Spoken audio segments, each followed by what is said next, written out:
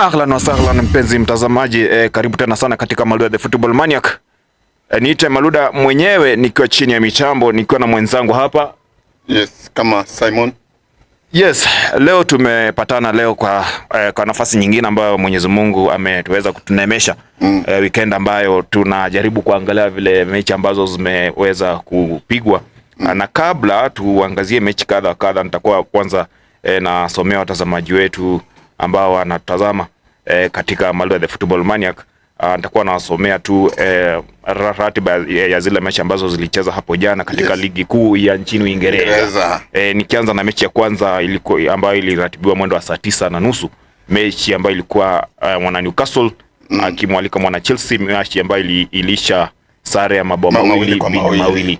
Mechi ambayo ilifuatilia kulikuwa mwana Bournemouth alitoka sare ya 1-1 dhidi ya mwana Burnley.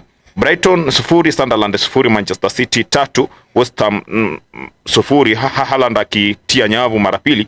Wolves 0, Brentford 2, Tottenham 1, Liverpool 2. Wana Tottenham kula kadi nyekundu 2. Alikuwa Xavi Simons pamoja na Romelu ambaye nahodha wa timu hii. Mwana Everton akiwa ndani ya uwanja mpya wake aliweza kupigwa moja kwa 0 dhidi ya vinara ama viongozi wa ligi kuu ya nchini Uingereza, Arsenal. Yes. Naye mwana Leeds akiwa ndani ya Elland Road pale nyumbani akamlabua mwana Crystal Palace mabao 4-1. Sadakta. Kabla ya hapo vile tuangazie vile venye ligi iliweza kuisha pale nchini Ujerumani. Yes. Ni kwamba ligi ya Ujerumani, Augsburg alitoka sare ya 0-0 dhidi ya Werder Bremen. FC Cologne wakaweza kupigwa ama kupoteza nyumbani mikononi mwa Union Berlin. Yes. Augsburg SV wakaweza kutoka sare ya 1-1 dhidi ya Eintracht Frankfurt. Stuttgart 0, Hoffenheim 0, Wolfsburg 3, Freiburg 4, huku RB Leipzig wakipoteza mechi nyumbani kwa mabao 3-1 mikononi mwa Bayer Leverkusen. Sadakta. Hiyo ni ligi ya nchini Ujerumani. Ligi ya Italia ambapo tunaita Serie A, kuliweza kuratibiwa mechi 2 jana peke yake. Lazio wakaweza kupata 0, waliweza kuzoa sare ya 0-0 dhidi ya Cremonese. Yes. Huku Juventus wakimlabua mwana AS Roma mabao 2-1. Hizo ndio mechi tu za jana pale nchini Italiano.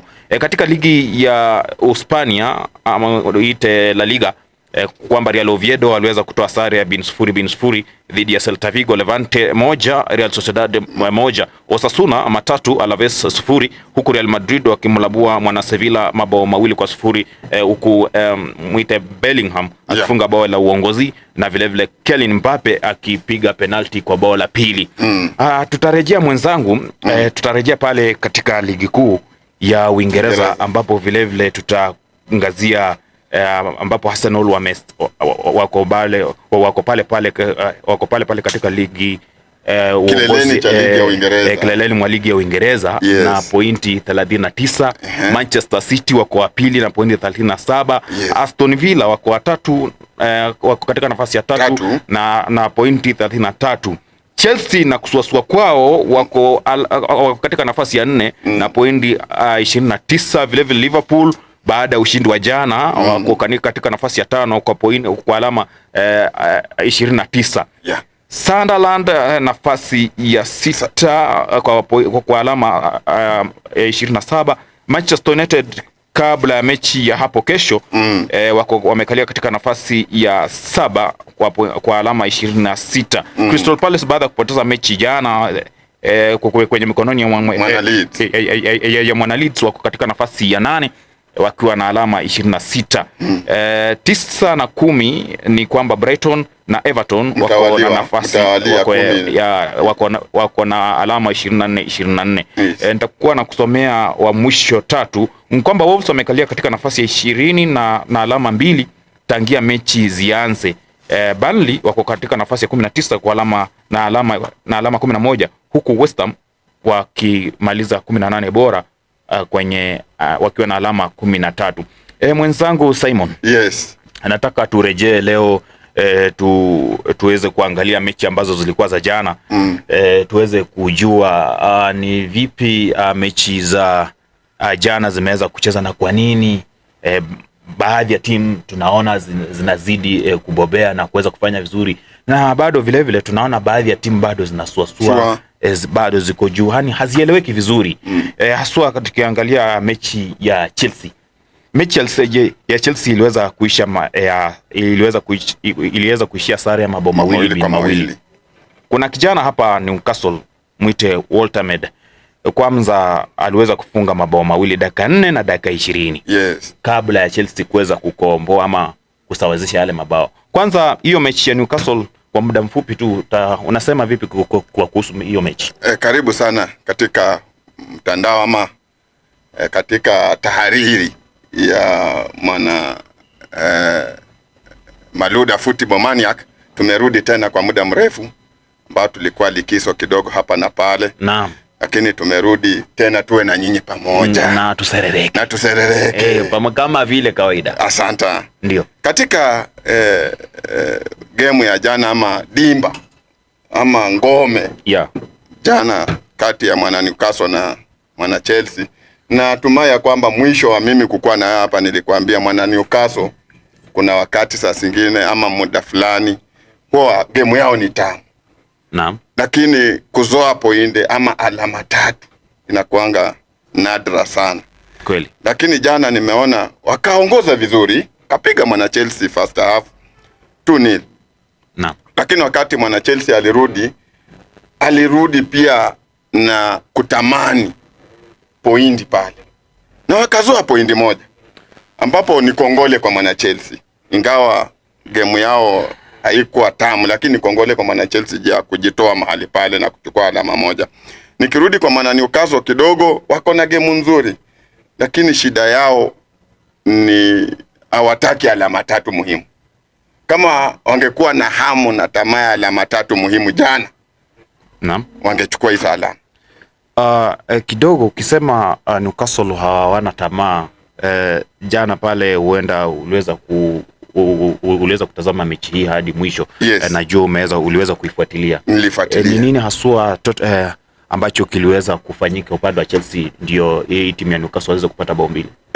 Naweza sema kinaga ubaga ya kwamba jana mwana Chelsea, nakumbuka coach mkuu wa Chelsea alifanya marekebisho kidogo pale, ndio wakapata kupiga hizo mabao mawili ama comeback. Mzungu huwa anasema comeback. Kweli kabisa.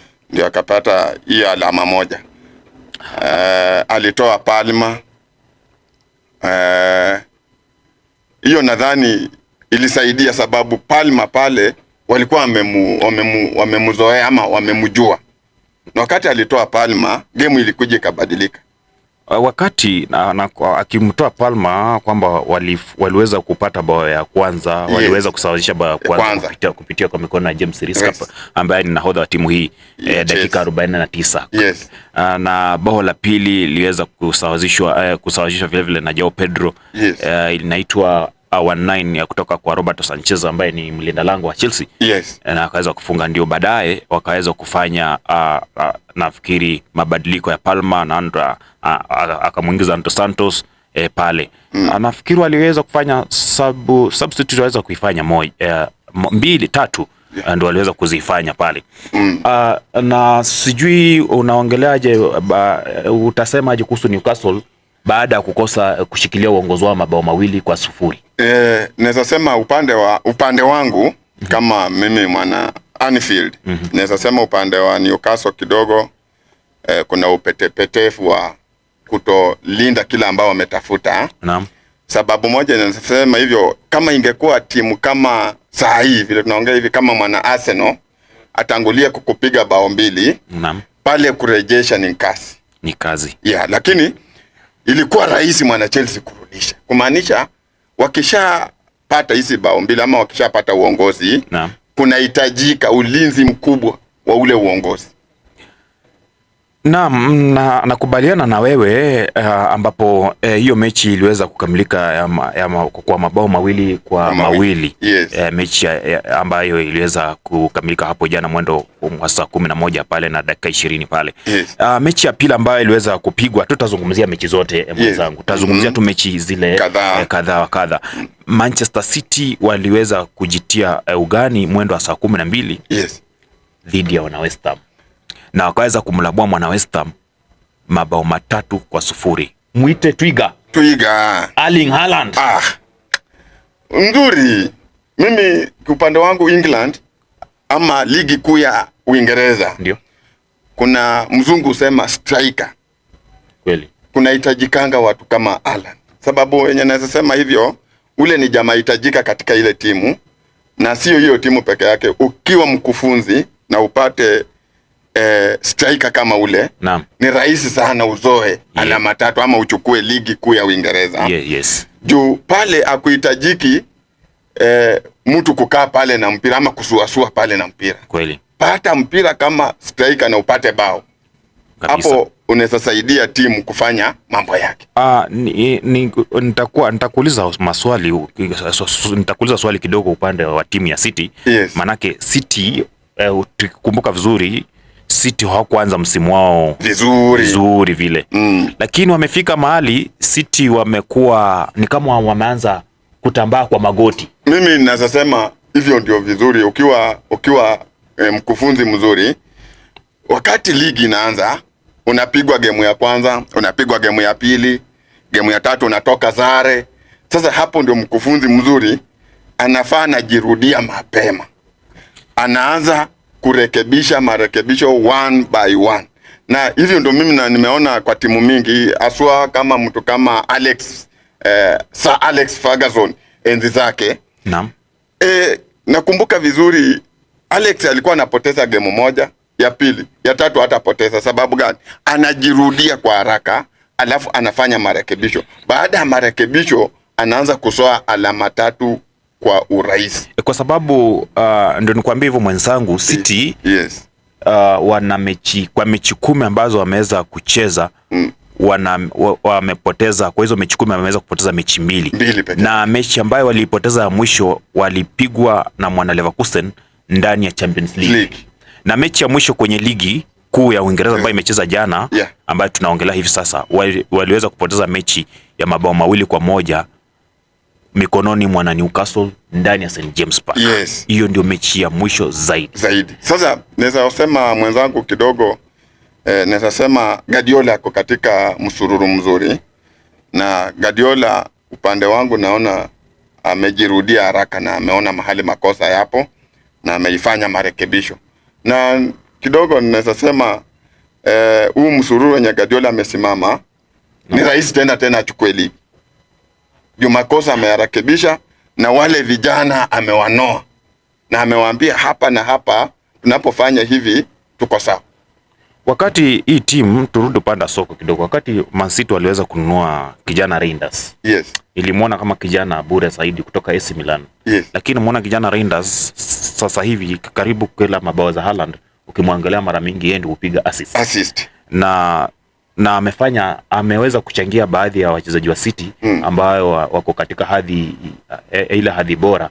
Yeye ni miongoni mwa wale wachezaji ambao ni wazuri zaidi katika timu ya City. Naweza sema katika timu hii ya City, wakati Guardiola aliuza De Bruyne, unajua ni vizuri sana kama coach, wakati unauza mchezaji bora katika timu yako, inafaa utafute tena mchezaji bora. Naam. Ambapo mimi kwa mtazamo wangu naona Guardiola aliona mbali. Nikilinganisha Guardiola kidogo, kama hatujafikia kama Ancelotti wa Liverpool. Naam. Aliuza wachezaji bora, mmoja wao kama Diaz, Nunez na kadhalika. Lakini kwa mtazamo wangu hakuona mbali kureplace zile nafasi. Okay, tuyache haya ya City, tutaenda vile vile haraka manake kuna mechi 2 tu ambayo tunataka kuizungumzia za hapo jana. Tunazungumzia sasa mzazi ambaye ni defending champion mwana Liverpool. Yes. Alijitosa ugani ndani ya London Stadium. uwanjani wa Tottenham Hotspur. Na akamlabua mwana Tottenham mabao 2-1. Mabao 2 yalifungwa mapema katika dakika ya bao la kwanza lilifungwa na Isak katika dakika 56 second half. Na bao la pili liliweza kutiwa kimiani na kijana Hugo Ekitike kwenye mnamo dakika ya 66. Lakini Tottenham jana, mimi pande yangu hii mechi kwanza nitaizungumzia sana. Tottenham jana sijui Tottenham wataacha kucheza game ya asira siku gani. Manake Tottenham jana wamefanya, kijana Xavi Simons amefanya kitu ambacho haikunifurahisha mimi kama shabiki wa mpira. Manake kitendo kama kile cha kumkanyaga defender kiunyama, kumkanyaga Virgil van Dijk kiunyama, na tena unafuatisha hadi hii mguu mwingine, kumaanisha kwamba yani haujaridhika na ile kumkanyaga ya kwanza. Nafikiria referee hakuwa wakulaumiwa katika hiyo kupeana ile kadi nyekundu. Katika huo mchezo, maanake ile kadi ilifaa. Katika huo mchezo ama katika hiyo game, mimi naona ukiangalia vizuri kiundani, tangu end za jadi, hata wakati Tottenham iko form ama iko sawa, naam, kutoa pointi kwa mwana Liverpool na kuanga nadra sana. Naweza sileta mtazamo fulani wakati ama mwaka fulani wakati Tottenham ilibobea sana katika ukingo wa Champions League. Ikapiga paka City, ikafika finali. Naam. Ambapo wakati huo Liverpool haikuwa form. Lakini ukiangalia katika ule mchezo wa finali, naam, mwana Liverpool alichukua ile Champions League kwa urahisi. Upande mwingine nikiangalia form ama nikiangalia history ya mwana Liverpool na mwana Tottenham, kidogo mtanisamehe kama mashabiki. Mwana Tottenham kusua pointi 3 muhimu kwa mwana Liverpool inakuanga ngumu sana. Sasa pale jana, mimi upande wangu, ingawa Liverpool inasuasua ama mchezo wao sio mzuri, ama Liverpool position yao ama formation yao si nzuri, lakini jana ilikuwa tu mwana Liverpool apige ama achukue pointi 3, alama 3 muhimu. Nimeona Liverpool wameweza kujisatiti. Tunavyoongea sasa hivi, Chelsea wakiweza kuzubaa mechi zingine 2, hata si 2, moja tu. Nafikiri Liverpool watakuwa katika nafasi ya 4. Kwa sababu ninavyoongea sasa hivi wameshikana alama 29. Tofauti ni mabao. Tofauti tu tofauti wa mabao. Mkojange Arsenal. Hii timu imeleta kila aina shida. Najaribu mimi kama shabiki nimejaribu kukaza, mimi kama shabiki mpinzani. Hii watu wanashinda bana. Bado wanapiga tu mabao. Jana waliweza kumpiga mwana Everton bao 1 wakiwa ugenini. Mimi naweza zungumzia hiyo game kwa haraka. Kweli. Maana huyu ni mwana bunduki tumemzoea. Ni mwana bunduki pia amepiga game muhimu msimu huu na ako form. Mimi naweza sema kwa haraka kidogo, mimi mwana bunduki nimemzoea kukua hapo mbele. Sio mara ya kwanza, sio mara 2 na si mara 3. Tunapoanza ligi mwana bunduki anakuanga top. Na huyu mwana bunduki mmoja, unaona mwana City wameachana na pointi 2. Na ukiangalia kwa history mwana City wanaachiana tu hivyo na mwana bunduki pointi 2. Lakini kufika kileleni cha ligi toka hapo mwana City anasoa pointi zake na anachukua kikombe. Sasa kukua hapo mbele ama kupiga game kubwa ama kupiga timu kubwa si kumaanisha ati mwana bunduki amechukua ligi. Lakini tuongee ukweli kabisa, mimi nitajaribu vile vile tena kukosoa pande nyingine. Mwana Arsenal amejikaza. Ukiangalia katika safu yake ya ulinzi ako sawa. Ukiangalia katika viungo vya kati wako sawa. Katika safu ya ushambulizi wako sawa. Wewe uoni kama hii timu ama hawa watu wataweza kustahimili hii nafasi yao ya kwanza hadi waweze kutoa hili taji? Mimi naweza sema kidogo na si ati ni kuchochea ama kusema ati ninachukia timu. Ndio. Sichukii timu na si ati mimi ni shabiki mkubwa wa mwana Anfield, vile nimeanza mwanzo kusema hivyo. Mimi ni shabiki mkubwa wa mwana Liverpool. Hata ukiangalia benki ambao zimejengwa kwa ustaarabu dunia mzima, ni Standard Chartered. Niko pale. Lakini kidogo mwana Emery, hata mimi upande wangu huwa naongoza na game yao ni tamu, lakini kusoa taji. Hapo ndio niko na waziwazi na wao. Hata ukiangalia mkufunzi wao alikuwa tu hapa na alifanya vizuri wakati wake, alikuwa anapiga mabao, anazoa pointi, lakini shida ilikuwa kuzoa taji. Umeelewa ndugu yangu? Sasa pale hata saa hii wako form, lakini shida yenye kwa pale pia wanakuwa na tenzi ama wanakuwa na wasiwasi mwisho wa ligi. Unaona City inawapea pressure. Yeah. Utapata hata wametoa draw na timu ndogo, wamepigwa na timu ndogo, na City hapo ndio inapatanga nguvu, ama timu nyingine ambayo iko karibu na wao linapata nguvu na ndio inaenda kama imechukua ligi. Lakini mimi upande wangu kidogo hapo mimi naona ni kama kama Arsenal hii msimu inakuja kushangaza wengi. Sidhani kama itakuwa kama zile msimu zingine.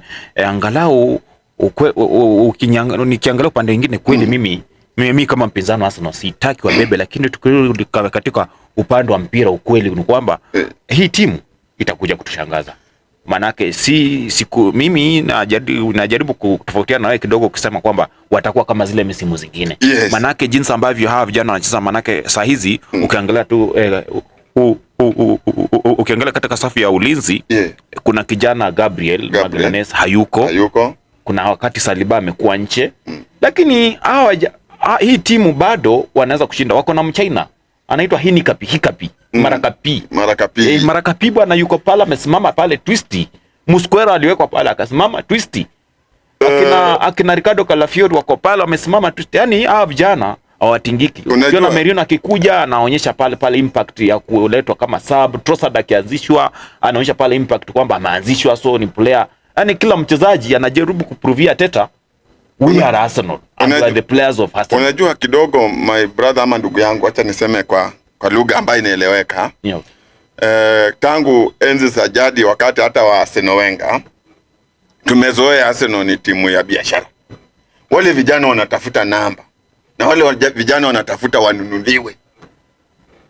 Umeelewa? No. So wakati hawa vijana umenihesabia hawa wakati wanapiga game kubwa kama hizo vizuri, si kumaanisha hawa vijana pia wanaweza fanya hivyo paka mwisho. Okay. Ni vijana wanatafuta vilabu kubwa, ni vijana wanatafuta pesa, no. Ni vijana wanatafuta mataji makubwa. So pia wanatafuta vile wanaweza nunuliwa katika zile vilabu za nje.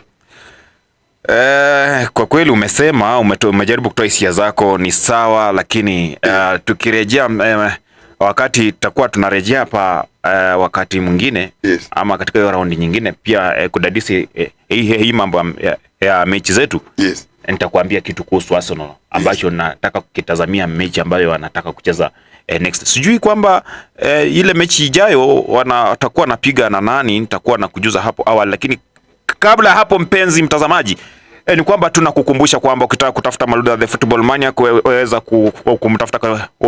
kumtafuta katika ukurasa wa YouTube, andika tu Maluda the Football Maniac. Vile vile kwenye ukurasa wa TikTok andika tu Maluda the Football Maniac. Vile vile ukurasa wa Facebook andika tu Maluda the Football Maniac. Utaweza kupata pale, utaweza kupata haya matokeo yote ya mechi ambazo zimeweza kucheza ugaibuni na hapa na vile vile humu nchini, na matangazo vile vile mengine ya viwanjani, vile vile kutangaza mpira ugani kama pale jana naweza pale kuwa pale Lang'ata pale hapo Complex. Umekuwa Complex ndugu yangu, Complex jana furifuri. Ukisikia Ulinzi Sports, yes. Ile uhuni wenye vijana wanaleta huku kando wakicheza na maskari, waache mchezo. Jana tulipigishwa chini, wewe na watoto wako watatu na bibi yako. Weka magoti chini. Sisi ni jeshi, sisi si askari. Ni Kenya. Sisi ni Kenya. Sisi ni walinzi wanajeshi. Ni Kenya. Wanaitwaje katika lugha ya Kimombo? Walipiga magoti.